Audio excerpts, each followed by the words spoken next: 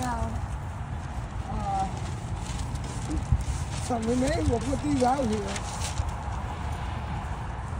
Yeah, better have some stones or something. The Black History Month established ASALA. It was the Association for the Study of Negro Life and History when he established it. The purpose of which was to bring attention to the achievements of Black Americans. Thank you for joining us on this beautiful Saturday morning to honor and remember Annie Turnbull Malone, a pioneer in the Black hair care industry. We, the members of the Cleveland Hall branch, thought it appropriate on this Mother's Day weekend to remember and celebrate the mother of Black hair care. We will do it with libations, song, and an introduction to Annie Turnbull Malone and her achievements, followed by Mr. Larry Rogers Jr. Robert. They do it all the time. Robert, Don't even worry about it. Right. Followed by Mr. Larry Roberts Jr., a giant in the hair care industry today, and one who has carried on the tradition of caring not just for Black hair, but the community and its people. Yes. So let's get started with the pouring of libations by ASALA Hall branch member Sylvia Thomas. Heritage and to our ancestors, and I always ask the permission of the ancestors to speak, and any elders here, I also ask the permission of the elders to speak. Somebody say yes, we have our permission. Thank you. Okay.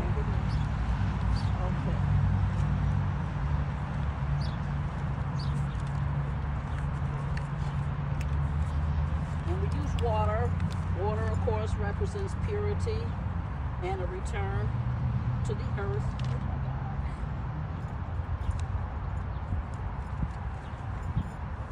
And we always pour water, and after each recitation, you can say Ashe, you can say Hatep, you can say Amen, you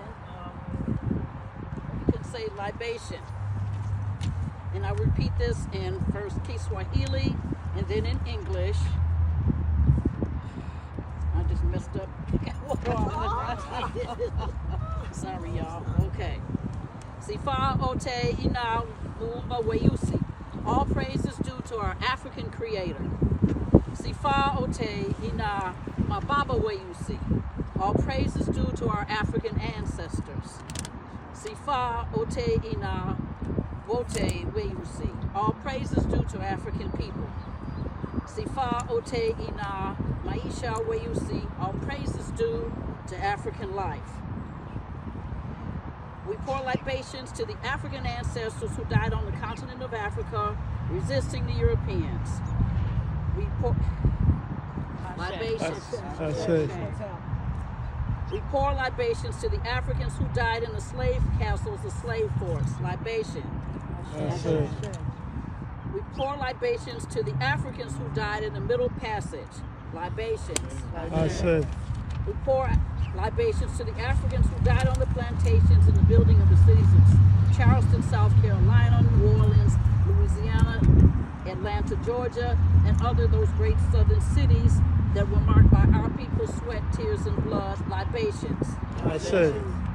We pour libations to the ancestors, both African and African American, the Honorable Marcus Mosiah Garvey, Harriet Tubman, Frederick Douglass, Mary McLeod Bethune, Malcolm X, Dr. Sister Betty Shabazz, Martin Luther King, King Mansa Musa, King Shaka, Queen Nzinga, Baba Conrad Boreal, Patrice Lumumba, Harry Selassie, King Tutankhamen, Baba Kwesi, Teyuda Kwesi, Sojourner Truth, Trayvon Martin, Breonna Taylor, Ahmaud Arbery, Botham Jean, George Floyd, and some of the other ancestors, Annie Turnbull Malone, who's also an ancestor, Carter G. Woodson, Jeanette Tilly Turner, Madam Walker, Elizabeth Keckley, who was the dressmaker to Mary Todd Lincoln, Anthony Ogleton, another great Black hair care products giant. And we also pay homage and pour libation To all of our martyrs, too many to name and too many to even know, the 100 million who died in Ma'afa, the struggle, on the auction block, and the slave porters, those born and unborn, and those to whom we hope to give a legacy of a better world. Libations. Now, please call out the names of your ancestors, your loved ones who were passed on into the ancestral name. Just call them out. Elizabeth Steele, Sandy and Vandy Steele.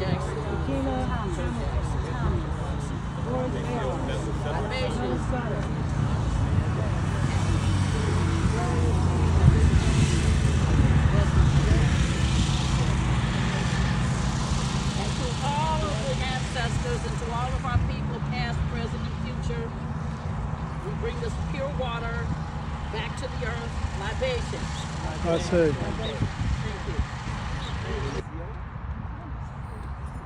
Thank you, Amanda, and good morning, everyone. Good morning. In paying homage to the great Annie Turnbow Malone, and to our ancestors, we'd like to sing for you, and join in with us, please. Lift every voice and sing.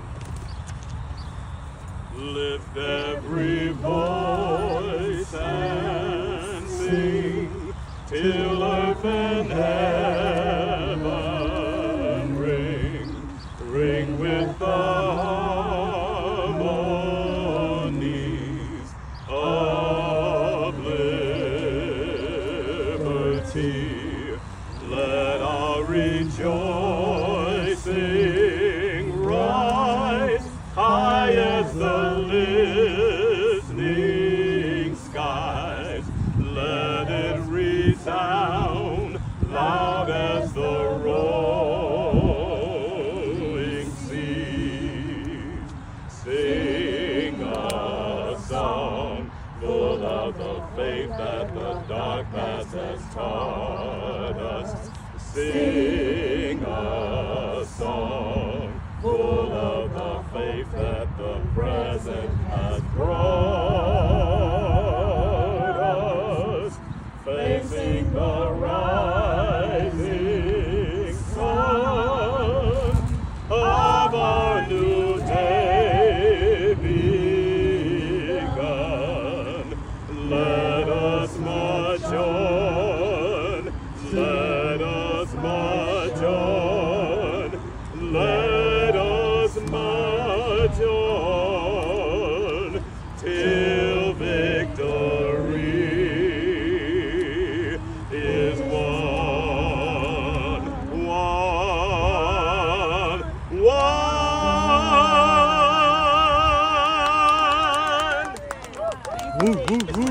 Some idea of just who Annie Turnbow Malone was, okay?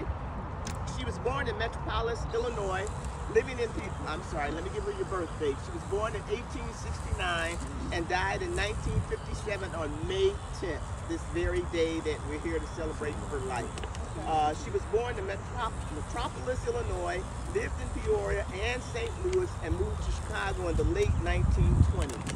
Malone was an entrepreneur, major philanthropist, and community businesswoman in both St. Louis and Chicago. She equipped African American women during the Jim Crow era with the resources that they needed to start their own beauty businesses. Poirot College, which she established in 1918, trained roughly 75,000 women. In the process, she widened the employment landscape for black women beyond sharecropping, domestic service, and teaching. The ingredients of her wonderful hair grow were largely herbs that were given to her by a root doctor who lived in Peoria. Her herbal cocktail can be juxtaposed with many chemically toxic concoctions that were sold to black women circa the 1890s by countless snake oil salespersons. Hers was healthy, natural, and effective. For this reason, Malone quickly captured her market and pioneered innovative sales strategies in the process. She launched Poirot Beauty in 1900 and built from the ground up Poirot College in 1918. It was a cosmetology school and a community center which housed her manufacturing facility, retail store, dormitory, gymnasium, chapel, bakery, hair salon, and barber shop, medical unit, and additional office space. There was a rooftop garden and a 500-seat auditorium at its height. There were about 200 employees charged with managing her larger structure. Malone owned her supply chain, establishing 32 core rural beauty colleges in the U.S., the Caribbean, West Africa, and even the Philippines. She trained and employed Sarah Reed Love Davis, who later became Madam C.J. Walker. Now you know why we call her, Annie, the mother of the hair care industry. In 1920, she earned more than $14 million, and today that would be in an amount over $200 million, and paid the second highest income tax in the state of Missouri. In 1924, she gave $25,000. In today's dollars, that would be $357,410 to the Indianapolis YMCA. She continued to pay the tuition for HBCU students and made significant donations to Howard University Medical School. Miss Malone moved to Chicago after 1927, where she bought an entire city block on South Parkway, presently King Drive, and here's a picture of the building if you'd like to look at it later. One building, there was three buildings. One of the three buildings. She paid to have that building created in St. Louis. I'm sorry. She died in Chicago at the age of 88 and is buried here in Burr Oaks Cemetery. Thank you. Bridget, you have some words you'd like to say? Yes. Dear Annie, please forgive us. It's been a long time since we've come to see you. Today we are celebrating your life and history for all of your great achievements. Annie, nobody has been able to do what you've done in the past few years. Your compassion, your humanitarianism has been compared to none. You're the biggest philanthropist at that time. With Annie Malone, she's a hero, Shira, because she made short figure in the 20th century. In 1817, she made this fantastic building right here, up to scale to compared to none. 5 stories, like she shared, 5 stories. They made their own products right there on site. But she wanted to share the most natural products. Annie Malone wanted to see black women. Remember in 1869 when she was born, this was post Civil War. Most women had never came out of a star. So she wanted to, black women especially, so she can help others. That's what she did.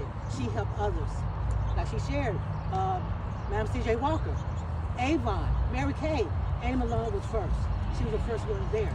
So we celebrate her life. This is our first year celebrating her life, and we want to continue celebrating her life, telling people about her, sharing her history, her life, her great achievements and contributions that she made to America and to the world. Like she shared earlier, Annie Malone had businesses and agents in Africa, Haiti, Philippines, Virgin Islands. She was a world-class businesswoman. Annie Class was a businesswoman. She was an inventor. She was, let's say, philanthropist. She was chemist. Right? She loved chemistry, and that's how she was able to produce the wonderful hair grower, which she sold all over the world. She has made the African American woman and man the most handsome and beautiful people on the planet. Absolutely. Chuck Berry was one of her students. Oh, wow. I remember his hair was always smoking. Yeah, his hair was always perfect, but he did his own hair because he grew up. I'm going to say something else about Pole College. Every year, 5 years of your service, she gave each and every one a diamond ring for their service. Yeah. Annie Malone also, if she wanted you to save, she wanted you to invest. So if you came to her and said, well, I got $500 towards this, she'll match that $500. Yeah. She sent two people to every HBUC college, right? HBU. HBCU. Right. She sent 2 students there. That's a total of like 50 colleges. Yeah. So she sent 2 to every school. Yeah. So that's something like 100 students a year. She sent to school. She paid full scholarship for the students. So today is our first day honoring Annie Malone, but we continue to share in her legacy. We're going to share in her legacy. For the industry to understand that she dominated that whole salon people. The entire towels, the transport, the marketing, the manufacture, distribution. And that's really what we'd like to continue this legacy as we continue this movement as we move forward. Right. To share this with beauty supply shops. To share this with beauticians, they understand. graders. We want people to know. We want to encourage other people to produce their own natural hair products. Annie Malone was a franchise. When you buy her products and you sell them. You pay 70. She sold her items for 75 cents, and you sold it for $1.25. That's how her whole motto was that she was Annie Malone. I am Annie Malone, and I am teaching the science of growing hair. That was her motto. For when the students came in to enroll in her school, she taught about the science of growing hair. So that goes back to us learning how to create our own products and sell them to each other. It was an all-black situation. She was a race woman. She uplifted her community and her people. She paved the roads in St. Louis. And St. Louis still honor her. She got an orphan home in St. Lawrence for Negro children. It's called today the Annie Malone Children and Family Services. But And the parade. And they got a May Day parade. It's the second largest parade next to Bud Billington Parade. Okay. In 1922, that's when she built the children's school, for the orphanage for children. In 1922, that's been 104 years ago. Yes. It's still expanded. Because her life spans the Jim Crow era. 1869, Black Codes 1866 to 1957. That is the Jim Crow era that she was able to build that building, build an empire, and amass that kind of wealth and give that kind of wealth during the Jim Crow era. So we know we can do it now. We know we can do it now. I also have some pictures of when Bridget and I went to the Woodson Library, the Vivian Harsh collection. I can pass these around. This is one of Annie Malone. This is one of her advertisements. You see that beautiful African woman there. These are some of her hair care equipment. Wow, that was dynamite. Yeah, the hair care equipment. I'm gonna pass these around. Manufacturers, and it had the little insignia, the Proud Lady. And if you saw this, it meant that it was black owned and operated. I don't know what happened to it. I think they kind of got sabotaged somewhere. But at one time, this was from 1990, so they were still going strong in 1990. And I just want to pass these around. And so everybody. Mr. Larry Roberts It is Jr. It's with great pleasure that I get to read this introduction. Larry Roberts Jr. has 30 plus years of business experience through Larry's Barber College, including Larry's Barber Maximus full-service salon inside Walmart. He holds a master barber licenses in over 22 states. Mr. Roberts addresses homelessness of youth and military veterans through his non-for-profit Data Scholarship Foundation by providing scholarships for those who desire better for themselves. And Mr. Roberts, here are a few bullet points. He was the first to start a barber college in a corrections facility, CCDOC, and is in 3 locations inside the Illinois Department of Juvenile Justice. He was the first to provide student housing for his barber students, and most recently, the first in history to build a school from the ground up that will be completed in sometime this year, 2025. In addition to Larry's Barber College, Larry's Barber Maximus, and the Data Scholarship Foundation, Mr. Roberts has developed other business ventures to accommodate those with other interests. Ventures such as LJ Music Group, Astro Kicks and Goods, LBC Credit Union, J. Lauro, and Larry's Automated School of Technology, which specializes in diesel, aviation, welding, HVAC, and appliance repair. In March of 2023, Mr. Roberts received an honorary doctorate from the WWMI Bible Institute and Seminary. Having an extensive lineage in the church, Mr. Roberts is also an accomplished drummer, keyboardist, and songwriter that has traveled the world spreading love through music. With a heart for God's people, Mr. Roberts is determined to do everything in his power to help the underserved and less fortunate. He is held in high regard throughout the city of Chicago and the country for his genuine sense of purpose and his mentorship to young men and women, no matter the color, race, or creed. Mr. Roberts is a loving father, son, brother, savvy businessman, friend, leader, and mentor who believes that to whom much is given, much is required. Mr. Did you want to say something? Thank you. Sure. Please. So, I was standing over there and I was actually getting emotional when she was speaking about Andy Turnbull, Malone, and actually I was supposed to be out of town. My birthday was on the 8th. Thank you, which is on Thursday. And I was supposed to be out of town until tomorrow. But work took over and, I decided to stay. And I'm glad that I did stay. And what I would say is that, like, man, they want to give me, Andy Turnbull Malone Award. Like, what did I do? Why? You know what I'm saying? Like, why? What does that even matter, if you will? You know what I'm saying? I mean, I can't compare to that woman. I knew about Madam C.J. Walker. I knew about, Andy Turnbull. But until I really researched, I didn't know the details. And it made me understand more now, not to compare, but the comparison as it relates to me to Andy Turnbull Malone. And what I would say is that my mouth was wide open. She built this building, right? I'm building the building. First Barbers College ever to be built. I'm first to do that, right? When she talked about she had sewing classes to make the uniforms. We make our own uniforms.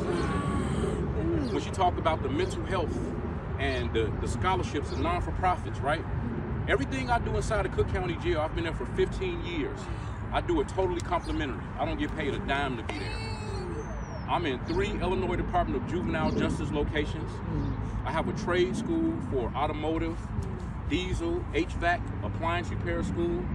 I have shops inside of Walmart. I have my own men and women hair care line, which I'm trying to launch like really, really big right now. And I have a shoe and clothing line, mentoring and life skills and mental health and substance abuse, because I feel like it's imperative that we understand that we are, like, look how long she's been around. Look at the Proud Lady. Look at all of the things that she's created, right? And her giving scholarships and giving to colleges. I was like, oh my God, this is me. That's you. That's you. This is me. Yeah. So it's like I understand, the correlation is literally unbelievable. And it's really something, I feel because like when we first discussed it, you came to me immediately as to who I thought we should ask to make the presentation. I didn't know everything about your background like I know today. I just knew that you were the person. It was the spirit. It's all God. It's all God. It's all God. Yes. Yes. So it's definitely ordained by God. 2 years old. I've never had a smoke. I've never had a drink. I've never. And again, not judging anybody else, but I still play basketball like I'm a 20-year-old. I still play football like I'm about 25, and baseball and all the sports and stuff like that. You can sell that too. Right, you know what I'm saying? And the thing about it is that so where I'm going with this is that I want to you know, years ago I said I'm gonna be a multi-millionaire. And a few years back, God said, no, you're gonna be a billionaire, right? You're gonna be a billionaire. And I didn't understand why I had to go through everything. Like, I was that one that was in the shop at 4 o'clock in the morning. I wouldn't leave. I would stand up all day, sometimes until 1 o'clock the next morning. I had the first black barbershop in Matson, Illinois, right? And I used to cut between 25 and 38 heads every day. Most heads I would cut in one day was 48 heads. So my point being is that I put in a work early on. I had a barbershop in my basement, and my buddy Mike Miller, who we was talking about earlier, used to work with me in my basement, and I used to run my dad's restaurants at the same time as a teenager, working 40, 50, 60 hours a week for free. My dad told me to clock in so he could pay me, but he never paid me, but he showed me. but he taught me the sweat equity is where I'm going with this, right? He did pay you, just wasn't in dollars. Absolutely. So I felt like because I did all of this work and I worked hard and I paid my tithes and offering in church and I was a good man and I didn't drink and I didn't smoke and I deserved to succeed, right? My understanding that you have to go through and not being able to handle, you know, where I am today, and then would have lost everything today, end up trying to get back what I lost because I didn't know how to handle it, so to speak. So I didn't mean to take up too much time, you know, but it's like this is all ordained by God. And again, I know everything is kind of blowing away, but I'll wrap it up by saying that thank you so much, Ms. Davis, for considering me, and thank you for considering me. And I do not take this award lightly. The comparison is literally unreal. I think everything she did, I've done it at this early age, and I'm trying to do more, even with the community center, right? I'm in the process right now of finalizing the community center with a full court basketball on there. I'm gonna be doing a soup kitchen, a food pantry. I'll make some, like, it's unbelievable the comparison between me and this woman is absolutely ordained by God. Absolutely. Thank you so much. They Really speak. appreciate it. Amen. Yeah. The father of gospel, the mother of cosmetology. And so at this time, I'd like to dedicate. He would come and play at the mansion, at her mansion on South Parkway. Thank you. No problem. And can I say something else? Sure. My dad played for the James Clevelands. He was with Thomas Dorsey. My dad played organ for the recording sessions down at what's that on King Drive? What's the church down there on King Drive? Metropolitan. Not Metropolitan. No. The one that's at 31st Street. Right. Yeah. Come on, Olivet. No. Liberty? No, wherever No. it was is where James Cleveland recorded. He played for Albertina Walker, James Cleveland, Right. Thomas Dorsey was around. So my dad is the one who wrote a lot of the songs. So how ironic again that my dad played organ. He's still alive. You know, his birthday he just turned 73. But this is just really ironic that we're talking about this right now. There's a lot of history here. God is great. Yes, He is. All the time, and all the time. Yes, absolutely. Precious Lord, take my hand, lead me on, help me stand. I am tired.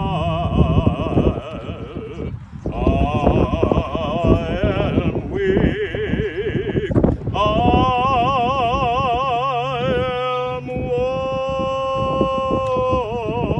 worn through the storm, through the night. Lead me on to the light. Take my hand, take my hand, take my hand, precious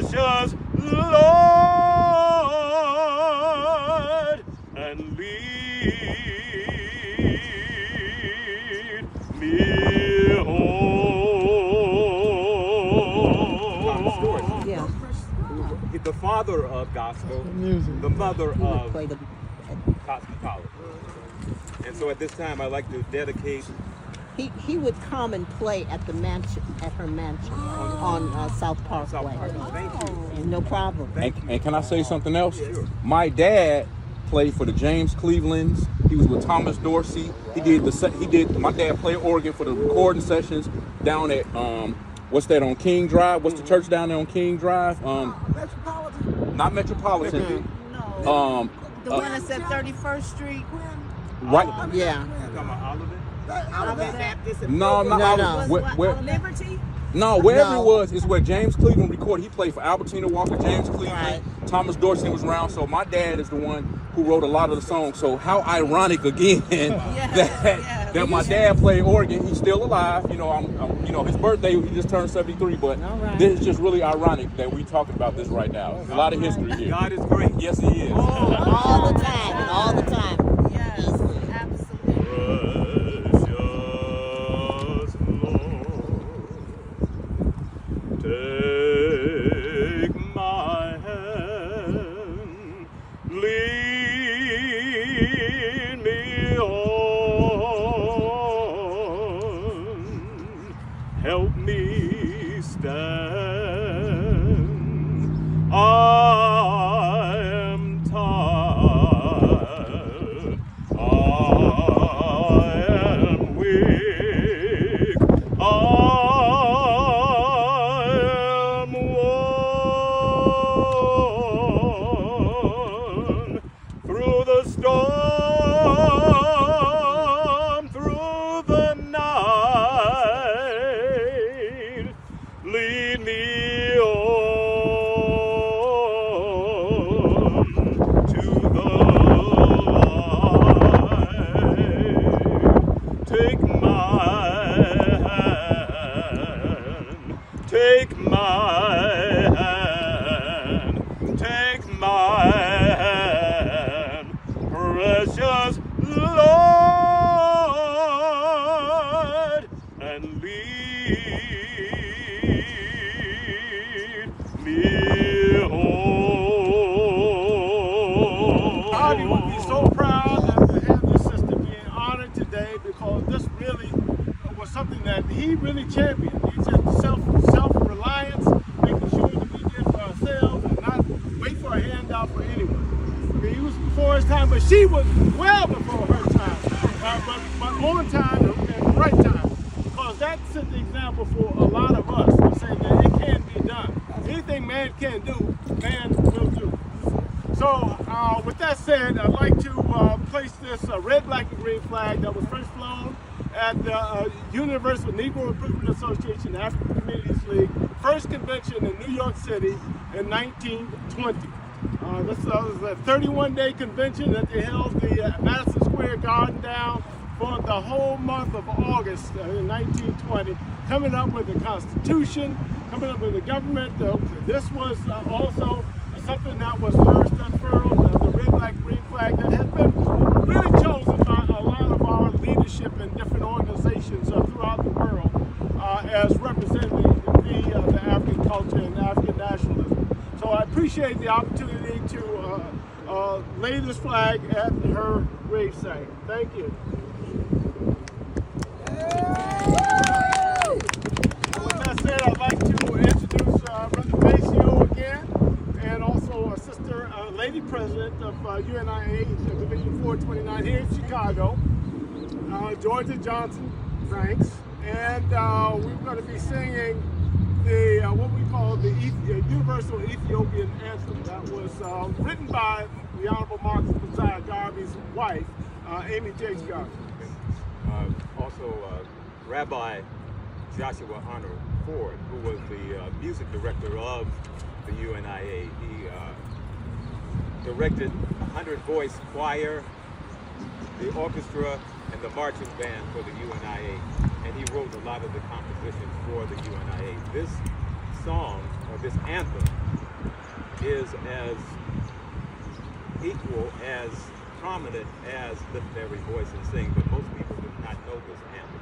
But at some point, our people will know this anthem, because it's a great anthem, and it depicts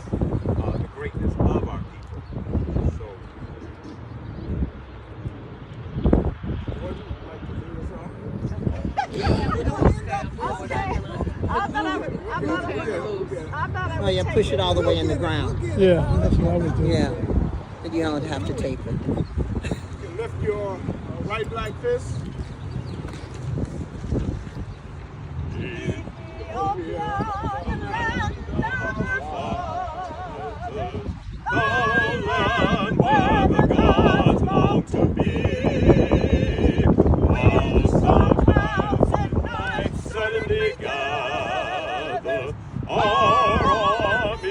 Marching to thee, advance, advance to victory. Let Africa be free. Advance to meet the foe. Advance to meet the foe with the might of the red, the black, and the green, with the might of the red, the black, and the green.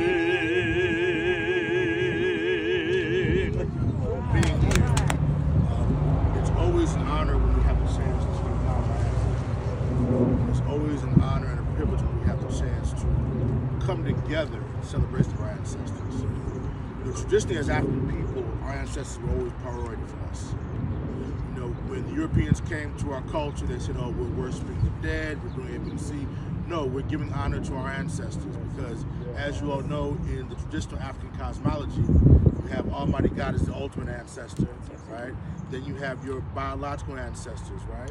Which are also straddle this plane between the living and, of course, God's realm. So we always make sure that we have the ancestors there as our support and our defense.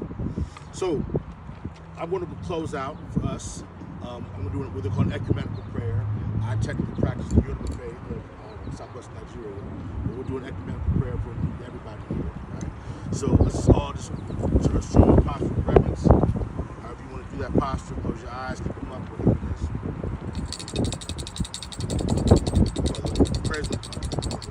Praise the ancestors. Praise to all those who came before us, all those who are coming after us. We give praise to all those who are living, those who are dead, and those who are coming forth. We want to make sure that their passage is going well. We praise any term of Malone, any term of Malone, any term of Malone. We praise all her ancestors, all of her lineage. We thank you for your efforts. We thank you for your day. We thank you for all the things you've done for us. We thank everyone here and their ancestors. We thank everyone here and their ancestors. May we never forget them. May they shine upon us. May they guide our sails. May they continue to bless us and move us forward. We pray.